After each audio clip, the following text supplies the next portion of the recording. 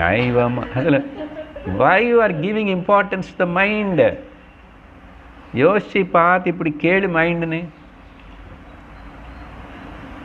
மைண்டே இல்லை இருந்தாலும் matter, it just a matter.